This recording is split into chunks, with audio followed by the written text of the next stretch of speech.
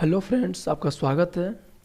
दोस्तों, NCERT class 6 इतिहास जिसके चैप्टर 2 हमारे कंप्लीट हो गए हैं। आज का हमारा चैप्टर नंबर 3 है बंधुत्व, जाति और वर्ग, आरंभिक समाज। ये भी लगभग 600 ईस्वी पूर्व से 600 ईस्वी तक की ही बात हो रही है, क्योंकि इससे पहले वाला जो चैप्टर था वहाँ पर हमने 600 ईस्वी पूर्व से 600 ईस्वी तक के बीच में आर्थिक और राजनीतिक जीवन में जो भी परिवर्तन हुए थे उनके बारे में पढ़ाई की थी।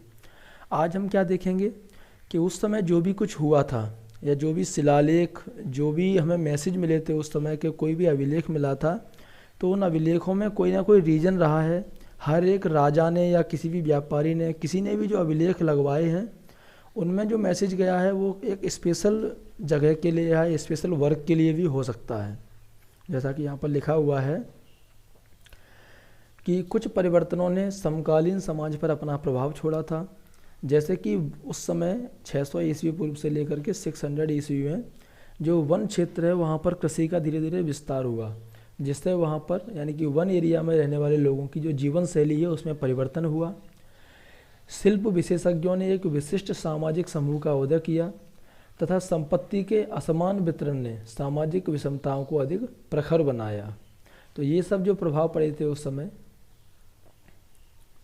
इतिहासकार इन सब प्रक्रियाओं को समझने के लिए प्राय साहित्यिक परंपराओं का उपयोग करते हैं। कुछ ग्रंथ सामाजिक व्यवहार के मानदंड तय करते थे और अन्य ग्रंथ समाज का चित्रण करते थे और कभी कभी समाज में मौजूद विभिन्न रिवाजों पर अपनी टिप्पणी भी प्रस्तुत करते थे। तो आज अगर इतिहासकारों को उस समय के बारे में अगर कुछ विश्लेषण करना है तो क्या करना होगा, उस समय जो भी कोई एक महाकाव्य या कोई भी ग्रंथ लिखा गया होगा तो उस ग्रंथ के द्वारा ही समझ सकते हैं कि उस समय समाज में क्या कंडीशन थी, और दूसरी चीज़ जो लिखने वाले लोग हैं उनके मन में क्या बातें रही होंगी। जैसे कि यहाँ पर एक जो दृश्य दिया गया है ये महाभारत का एक दृश्य है। पश्चिम बंगाल में मृणमयी मूर्तिकला है, ये लगभग 17वीं शताब्दी की। तो जो कुछ ग्रंथ हैं वो सामाजिक व्यवहार के जो मानदंड तय करते थे और अन्य ग्रंथ समाज का चित्रण करते थे और कभी कभी समाज में मौजूद विभिन्न रिवाजों पर अपनी टिप्पणी भी प्रस्तुत किया करते थे। जो अभिलेख पुराने मिलते हैं उनसे हमें समाज के कुछ ऐतिहासिक अभिनायकों की झलक भी मिलती है। तो हम देखेंगे कि जो प्रत्येक ग्रंथ या फिर अभिलेख है वो किसी न किसी समुदाय विशेष के दृष्टिकोण से लिखा जाता था। अतः यह याद रखना जरूरी हो जाता है कि ये जो ग्रंथ हैं वो किसने लिखे हैं, उनमें क्या लिखा गया है और इसकी जो रचना है वो किसके लिए हुई है। और इस बात पर भी ध्यान देना जरूरी है कि इन ग्रंथों की रचना में कौन सी भाषा का प्रयोग हुआ था और इनका जो एडवर्टाइजमेंट है, जो प्रचार प्रसार है, वो किस तरीके से हुआ था। इसीलिए अगर इन ग्रंथों का प्रयोग सावधानी से किया जाए तो समाज में जो आचार व्यवहार और जो रिवाज जो चल रही हैं उनके ऊपर एक इतिहास भी लिखा जा सकता है कि आखिर ये कैसे कैसे चलन में आई थी। तो जो भारतीय उपमहाद्वीप है उसके जो बहुत सारे हमारे उपमहाद्वीप में, यानी यूँ कहिए कि भारतीय परंपरा में बहुत बड़े बड़े ग्रंथ हैं, उनमें से एक समृद्ध ग्रंथ है महाभारत। तो इस चैप्टर में महाभारत का विश्लेषण करते हुए अपना ध्यान एक ऐसे विशाल महाकाव्य पर केंद्रित कर रहे हैं जो अपने वर्तमान रूप में 1,00,000 श्लोकों से अधिक है और विभिन्न सामाजिक श्रेणियों और परिस्थितियों का लेखा जोखा है। इस ग्रंथ की रचना 1000 वर्ष तक होती रही। लगभग 500 ईस्वी पूर्व से 1000 वर्ष लग गए थे इसको रचना होने में। और इसमें कुछ कथाएं जो कि इंक्लूड हैं वो इस काल से पहले भी प्रचलित थीं, वो भी हैं। महाभारत की जो मुख्य कथा है वो 2 परिवारों के बीच है, कौरव और पांडव के बीच। इस ग्रंथ के कुछ भाग विभिन्न सामाजिक समुदायों के आचार व्यवहार के मानदंड भी तय करते हैं। कहने का मतलब है कि इस ग्रंथ में बहुत सारी ऐसी बातें दी हैं जिनके द्वारा बहुत सारे हमारे समुदाय हैं उनका एक जो मानदंड है कि हाँ उन्हें ये करना चाहिए या ये वो करते हैं, वो भी इन्हीं ग्रंथों से तय हुआ है। लेकिन हमेशा नहीं होता है कि इस ग्रंथ के मुख्य पात्र इन सामाजिक मानदंडों का अनुसरण करते हुए दिखाई पड़ते हैं, और मानदंडों का जो अनुसरण और अवहेलना है वो क्या बताती है वो भी हम आगे देखेंगे। अभी जैसे कि यहाँ पर दिया हुआ है महाभारत का समालोचनात्मक संस्करण। जैसे यहाँ पर ये एक दिया हुआ है, 3 श्लोक हैं। तो ये हैं जो मुख्य महाभारत है उसमें से। उसके अलावा जो महाभारत पूरे के पूरे देश में जो अलग अलग जो पब्लिकेशंस थे, यूँ कहिए आप, या फिर कुछ ना कुछ उनमें बदलाव थे, उन सबको जब एक साथ कंबाइंड किया गया, उनका जब कंपैरिजन किया गया तो यहाँ पर इतिहासकारों ने काफ़ी सारी बातें भी लिखी हैं जिन्हें हम आगे देखेंगे क्या हुआ था। तो सन 1919 में प्रसिद्ध संस्कृत विद्वान V.S. सुकथांकर ने या उनके नेतृत्व में एक बहुत ही महत्वाकांक्षी परियोजना की शुरुआत हुई। अनेकों विद्वानों ने मिलकर महाभारत का समालोचनात्मक संस्करण तैयार करने का जिम्मा उठाया। अब इससे जुड़े क्या क्या कार्य थे कि आरंभ में पूरे देश में अलग अलग भागों में जो अलग अलग लिपियों में महाभारत लिखी गई थी, तो महाभारत की जो संस्कृत पांडुलिपि हैं उनको एकत्रित किया गया। और परियोजना थी ये जो, उस पर काम करने वाले विद्वानों ने सभी पांडुलिपियों में पाए जाने वाले श्लोकों की तुलना करने का एक तरीका ढूंढा और उन्होंने उन श्लोकों का चयन किया जो कि लगभग सभी पांडुलिपियों में पाए गए थे और उनका प्रकाशन 13,000 पृष्ठों में फैले अनेक ग्रंथ खंडों में किया। इस परियोजना को पूरा करने में 47 साल लगे और इस पूरी प्रक्रिया में दो बातें स्पेशली निकल करके बाहर आईं। पहली तो थी कि संस्कृत के कई पाठों के अनेक अंशों में समानता थी। कहने का मतलब है कि जो जितनी भी अलग अलग जो पांडुलिपियाँ थी, अलग अलग जगह से उन्होंने एकत्रित की थी, उसके बहुत सारी जो चीज़ें थी, बहुत सारे जो श्लोक थे वो एक ही थे, उनमें बहुत सारी समानताएं थीं। तो इस बात से क्या स्पष्ट होता है कि जो पूरे उपमहाद्वीप है, उत्तर में कश्मीर और नेपाल से लेकर के केरल तमिलनाडु तक, इन सभी पांडुलिपियों में यह समानता देखने में आई। और दूसरी बात स्पष्ट हुई वो यह थी कि कुछ शताब्दियों के दौरान महाभारत के जो प्रेषण में, यानी कि महाभारत जो ग्रंथ है लिखने में या उसको पब्लिकेशन में, बहुत सारे क्षेत्रीय प्रभेद भी उभर कर सामने आए कि अपने अपने क्षेत्र के हिसाब से उनमें चेंजेज भी आए और इन प्रभेदों का संकलन मुख्य पाठ की पाद टिप्पणियों और परिशिष्टों के रूप में किया गया। कहने का मतलब है कि जो 13,000 पृष्ठों का जो संकलन था वो तो था कि जो सभी में मैच कर रहा था, और उसके अलावा जो अलग अलग एरिया में जो चेंजेज आए थे उनको भी जो मुख्य जो पाठ है इनका संकलन किया गया था, उसकी जो पाद टिप्पणी यानी कमेंट्स है उसके रूप में भी उनको प्रकाशित किया गया। तो इस तरीके से देखा जाए तो ये जो चेंजेस थे अलग अलग क्षेत्र के हिसाब से, उन गूढ़ प्रक्रियाओं के द्योतक हैं जिन्होंने प्रभावशाली परंपराओं और लचीले स्थानीय विचार और आचरण के बीच संवाद कायम करके सामाजिक इतिहासों को रूप दिया था। और यह संवाद द्वंद्व और मतैक्य दोनों को ही चित्रित करते हैं। तो इन सभी प्रक्रियाओं के बारे में हमारी जो समझ है वो स्पेशली उन ग्रंथों पर आधारित है जो संस्कृत में ब्राह्मणों के द्वारा उन्हीं के लिए लिखी गई थी। 19वीं और 20वीं शताब्दी में इतिहासकारों ने पहली बार सामाजिक इतिहास के मुद्दों का अनुशीलन करते हुए इन ग्रंथों को सतही तौर पर समझा। उनका विश्वास था कि इन ग्रंथों में जो भी कुछ लिखा गया है वास्तव में उसी तरह से उसे व्यवहार में लाया जाता होगा उस समय जिस समय के बारे में वह रचना होगी। तो पुराने समय में क्या था, विद्वानों ने पाली, प्राकृत और तमिल ग्रंथों के माध्यम से अनेक परंपराओं का अध्ययन किया धीरे धीरे करके, और इन अध्ययनों से यह स्पष्ट हुआ कि आदर्श मूलक संस्कृत ग्रंथ आमतौर से आधिकारिक माने जाते थे, किंतु इन आदर्शों को प्रश्नवाचक दृष्टि से भी देखा जाता था और कभी कभी उनकी अवहेलना भी हो जाती थी। कहने का मतलब है कि उस समय क्या था, धीरे धीरे जब बहुत सारे विद्वानों ने जानकारी हासिल की कि हर एक समय पर अलग अलग लैंग्वेजेज में, अलग अलग लिपि में कुछ ऐसे ग्रंथ थे जो आदर्श मूलक थे। जैसे कि रामायण है, तो रामायण में क्या है कि एक स्टैंडर्ड दिया गया है कि राम की तरह लोगों को होना चाहिए, सीता की तरह लेडीज़ को होना चाहिए, लेकिन ये भी क्वेश्चन मार्क में आ जाते हैं जो उसमें आदर्श दिए, क्योंकि कभी कभी इनकी अवहेलना यानी कि इनका डिसओबे भी हो जाता था। बंधुता एवं विवाह, अनेक नियम और व्यवहार की विभिन्नता। तो हम बहुधा पारिवारिक जीवन को सहज ही स्वीकार कर लेते हैं, किंतु आपने देखा होगा कि सभी परिवार एक जैसे नहीं होते हैं। तो कहने का मतलब है कि परिवार और बंधुता के बारे में हमारे जो पुराने इतिहास है उसमें क्या बातें कही गई थी। तो संस्कृत ग्रंथों में कुल शब्द का प्रयोग होता था परिवार के लिए, और जाति का बांधवों के बड़े समूह के लिए होता था, और पीढ़ी दर पीढ़ी किसी भी कुल के पूर्वज इकट्ठे रूप में एक ही वंश के माने जाते हैं। ये हमारे जो ग्रंथ हैं स्पेशली उनमें क्या बोला गया है, पूरे परिवार के लिए कुल यूज करते हैं, कुल शब्द कि ये कौन से कुल का सदस्य है, और जो एक छोटा सा समूह होता है उसे हम जाति बोल करके यूज करते हैं। तो हर एक परिवार की जो स्थिति है वो एक जैसी नहीं होती है। जो पारिवारिक जन हैं उनकी गिनती, एक दूसरे से उनका रिश्ता और उनके एक्टिविटीज़, उनमें भी चेंजेज होते हैं। बहुत बार क्या होता है कि एक ही परिवार के लोग खाना पीना और बहुत सारे काम हैं वो आपस में मिल बांट करके करते हैं, एक साथ रहते हैं, जो अनुष्ठान होते हैं उनमें भी एक साथ ही भाग लेते हैं।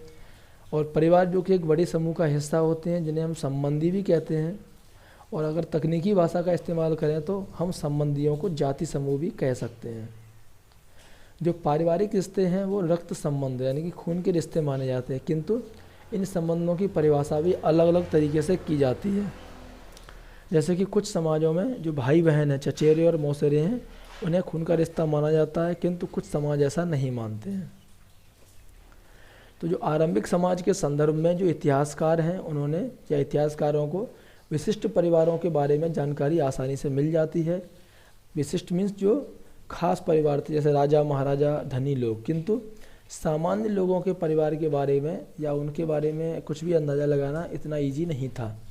इतिहासकार परिवार और बंधुता संबंधी विचारों का भी विश्लेषण करते हैं, और इनका अध्ययन इसलिए महत्वपूर्ण है क्योंकि इससे लोगों की सोच का मालूम चलता है। अगर आपको किसी के भी सोच का मालूम करना है तो उसमें क्या होगा, विश्लेषण करना होगा आपको उनकी डेली में, जैसे उनके परिवार में वो लोग कैसे रहते हैं, वो आपस में भाईचारा बंधुता संबंधी जो विचार हैं, तो इनका विश्लेषण करना बहुत ज़रूरी है। जैसा कि विश्लेषण करने पर एक चीज़ सामने आती है, पितृवंशिक व्यवस्था के आदर्श। पितृवंशिक क्या होता है, वह वंश परंपरा जहाँ पर पिता के बाद पुत्र, फिर उसके बाद उनका पोता, फिर उनका प्रपोता, इनकी तरफ उनका जो परिवार है वो उनका झुकाव रहता है। और मातृवंशिकता क्या होती है, जहाँ पर वंश परंपरा माँ से जुड़ी होती है। तो जब बंधुता के रिश्तों में परिवर्तन आया एक एक करके, एक स्तर पर महाभारत इसी की कहानी है। यह बांधवों के दो दल यानी कि दो भाइयों का दलों के बारे में बात है, कौरव और पांडव। तो इन दोनों भाइयों के बीच में जमीन और सरकार यानी कि राजा बनने के लिए जो संघर्ष हुआ था उसी के बारे में बता रही है। और दोनों के ही दोनों दल हैं एक ही वंश से संबंधित थे, कुरु वंश से, जिनका एक जनपद जो कि आपने अध्याय नंबर 2 में देखा होगा, कुरु वंश का जो एक जनपद था, जब 16 महाजनपदों में उनमें से एक शासन था। और यह संघर्ष एक युद्ध में चेंज हुआ जिसमें पांडव विजयी हुए, और इसके बाद पितृवंशिक उत्तराधिकार को उद्घोषित किया गया। हालांकि पितृवंशिकता महाकाव्य की रचना में पहले भी मौजूद थी। महाभारत की मुख्य कथा वस्तु ने इस आदर्श को और सुदृढ़ किया। अगर हम पूरे महाभारत की जो कहानी है इसकी कथा वस्तु देखेंगे तो जो पितृवंशिकता है उसको इन्होंने और ज़्यादा मजबूती प्रदान की है। क्यों? क्योंकि पहले जो राजा थे उसके बाद उनके बेटा, उनके बाद उनके बेटा, उनको ही सिंहासन मिलता रहा।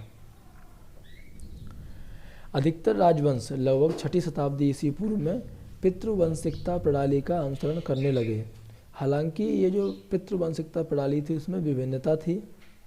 अब यहाँ पर आपको दिया गया है कि उस समय के क्षेत्र में, जैसे कुरु जो वंश यहाँ पर है इंद्रप्रस्थ के पास था, इंद्रप्रस्थ ये है, हस्तिनापुर ये है, सूरसेन ये एरिया था जो कि आजकल मथुरा एरिया है, और वत्स, कौशाम्बी, वाराणसी, कौशल, मल्ल, शाक्य, तो ये सभी इस चित्र में आप देख सकते हैं।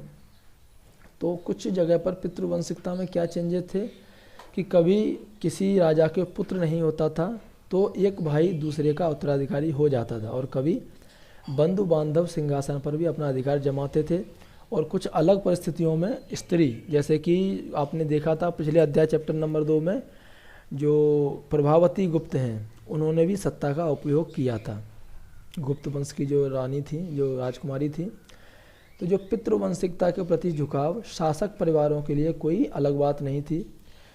ऋग्वेद जैसे कर्मकांडीय ग्रंथ के मंत्रों में भी यह बात स्पष्ट होती है, और यह संभव है कि धनी वर्ग के पुरुष और ब्राह्मण भी ऐसा ही दृष्टिकोण रखते थे। तो कहने का मतलब है कि उस समय जो पितृवंशिकता थी उसकी तरफ सभी लोगों का झुकाव ज़्यादा था, क्योंकि जो ऋग्वेद जैसा ग्रंथ है उसमें भी इस बात की पुष्टि हुई है। अभी बात आती है कि उत्तम पुत्रों का प्रजनन। उत्तम पुत्र मीन्स जो कि आगे जा कर के सत्ता संभाल सकें। तो ऋग्वेद से एक मंत्र लिया गया है जो कि इस ग्रंथ में संभवतः लगभग 1000 ईस्वी पूर्व में जोड़ा गया था। विवाह संस्कार के जब विवाह होता है उस समय यह मंत्र पंडितों द्वारा पढ़ा जाता है, और आज भी अनेक हिंदू विवाह संस्कारों में इसका प्रयोग होता है। तो उस मंत्र का मतलब क्या है कि मैं इसे यहाँ से मुक्त करता हूँ किंतु वहाँ से नहीं। मैंने इसे वहाँ मजबूती से स्थापित किया है जिससे इंद्र के अनुग्रह से इसके उत्तम पुत्र हो और पति के प्रेम का सौभाग्य से प्राप्त हो। यहाँ पर यहाँ और वहाँ का मतलब है कि पिता के घर से जो लेडीज है वो अपने हस्बैंड के घर पे जा रही है, तो उसके बारे में इन्होंने बोला है।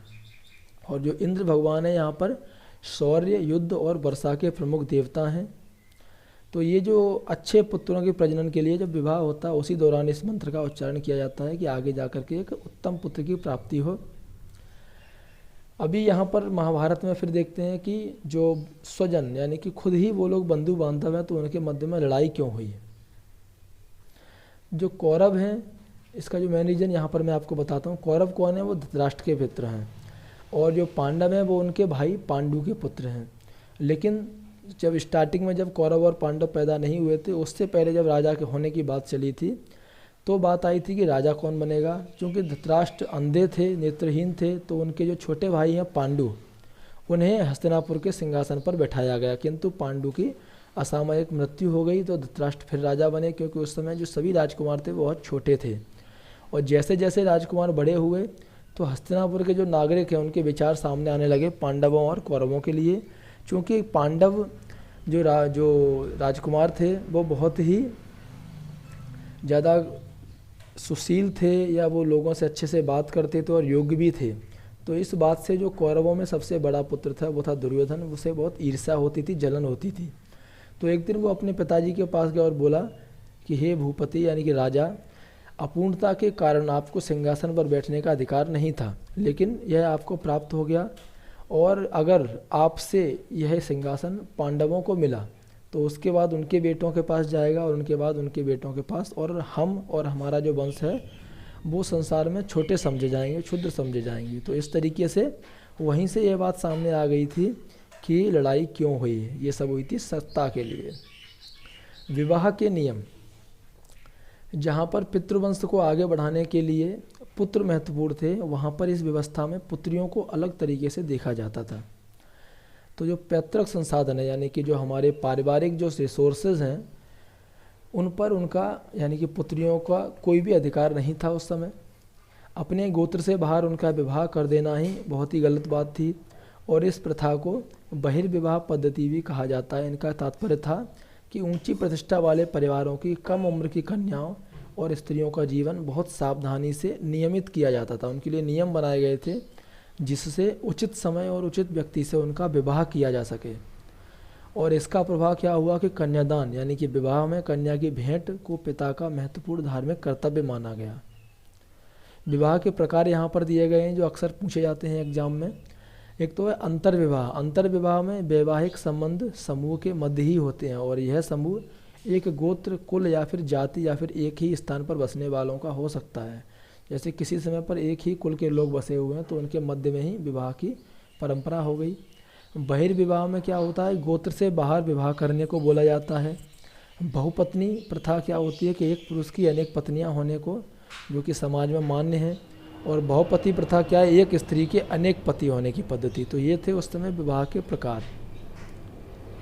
अध्याय 2 जो कि नए नगरों के उद्भव के बारे में हम पढ़ रहे थे, तो उसमें सामाजिक जीवन अधिक जटिल हुआ, और यहाँ पर निकट और दूर से आकर के लोग मिलने लगे, और वस्तुओं की जो खरीद फरोख्त के साथ ही इस नगरीय परिवेश में विचारों का भी आदान प्रदान होने लगा। तो संभवतः इसी वजह से आरंभिक विश्वासों और व्यवहार पर प्रश्न चिन्ह लगाए गए, जो कि आप चैप्टर नंबर 4 में पढ़ेंगे। इस चुनौती के जवाब में ब्राह्मणों ने समाज के लिए विस्तृत आचार संहिताएं तैयार की। तो कहने का मतलब है कि जैसे जैसे आपने देखा था बहुत सारे आरंभिक नगर बने थे, लोग इधर से उधर एक जगह से दूसरी जगह व्यापार करने के लिए जाने लगे, तो उन्होंने सिर्फ और सिर्फ उन चीज़ों को ही नहीं खरीदा जिसे लेने गए थे। जैसे कि आपने देखा कि दक्षिण में बहुत सारे लोग आए थे, दूर दूर से विदेशों से व्यापार होता था, तो वो सिर्फ और सिर्फ सामान को ही लेके या दे के नहीं गए, उन्होंने अपने विचारों का भी आदान प्रदान किया। तो जब लगने लगा कि समाज में बहुत ज़्यादा ही अलग अलग बातें हो रही हैं, चीज़ें बढ़ रही हैं, तो ब्राह्मणों ने समाज के लिए आचार संहिताओं का, जिससे कि विशेष पालन हो, कुछ आचार संहिताएं तैयार कर दी और बोला कि इनका पालन होना आवश्यक है, किंतु बाकी समाज को भी इनका अनुसरण करना पड़ता था। तो लगभग 500 ईस्वी पूर्व से इन मानदंडों का संकलन धर्मसूत्र और धर्मशास्त्र नामक संस्कृत ग्रंथों में किया गया, और इनमें सबसे महत्वपूर्ण थी मनुस्मृति। मनुस्मृति में भी ऐसी ही बातों का संकलन किया गया, जिसका संकलन लगभग 200 ईस्वी पूर्व से 200 ईस्वी के बीच में हुआ था। तो आप याद रखिए कि जो मनुस्मृति है उसका संकलन कब हुआ था, लगभग 200 ईस्वी पूर्व से 200 ईस्वी तक। हालांकि इन ग्रंथों के ब्राह्मण लेखकों का यह मानना था कि उनका दृष्टिकोण सार्वभौमिक है और उनके जो नियम बनाए गए हैं उसका जो पालन है वो सभी के द्वारा होना चाहिए, किंतु वास्तविक सामाजिक संबंध बहुत ही ज़्यादा जटिल था। और इस बात को भी ध्यान में रखना जरूरी है कि पूरे उपमहाद्वीप में जो क्षेत्रीय विभिन्नता और जो उस समय संचार यानी कि जो कम्युनिकेशन की जो बाधाएं हैं उनकी वजह से ब्राह्मणों का प्रभाव सार्वभौमिक कदापि नहीं था। और दिलचस्प बात यह है कि धर्मसूत्र और धर्मशास्त्र विवाह के 8 प्रकारों को अपनी स्वीकृति देते हैं। इनमें से पहले 4 उत्तम माने जाते हैं, बाकियों को निंदित माना गया है। तो संभव है कि ये विवाह पद्धति उस समय लोगों में प्रचलित थी जो कि ब्राह्मणीय नियमों को अस्वीकार करते थे। अभी यहाँ पर मैं बताता हूँ कि मनुस्मृति से पहली, चौथी और 5वीं और 6ठी विवाह पद्धति का उदाहरण दिया जा रहा है। पहली पद्धति है कि कन्या का दान बहुमूल्य वस्त्रों और अलंकारों से विभूषित कर उसे वेदज्ञ वर को ध्यान दिया जाता है, जिसे पिता ने स्वयं आमंत्रित किया हो, जो कि आजकल हम करते हैं। दूसरा है चौथी कि पिता वर वधू युगल को यह कहकर संबोधित करता है कि तुम साथ मिलकर अपने दायित्वों का पालन करो, और उसके बाद वह वर का सम्मान करके उसे कन्या को दान करता है। 5वां है कि वर को वधू की प्राप्ति तब होती है जब वह अपनी क्षमता व इच्छानुसार उसके बांधवों को और स्वयं वधू को यथेष्ट धन प्रदान करता है। और चौथा है कि स्त्री और पुरुष के बीच अपनी इच्छा से संयोग जिसकी उत्पत्ति काम से हो। तो ये 4 हैं जो कि मनुस्मृति से हमने आपको बताए हैं विवाह के प्रकार। दोस्तों आज का वीडियो हम यहीं पर रोकते हैं। इसका जो अगला पार्ट है जो कि आगे की जानकारी है उसे हम अगले वीडियो में डिस्कस करेंगे, जिससे कि आप इस वीडियो को 1-2 बार देख लीजिए, तो यहाँ तक आपने जो भी चीज़ें पढ़ी हैं उन्हें आप बड़े ही आसानी से समझ सकें और रिवाइज कर सकें। वीडियो आपको कैसा लगा कमेंट करके ज़रूर बताएं। धन्यवाद दोस्तों।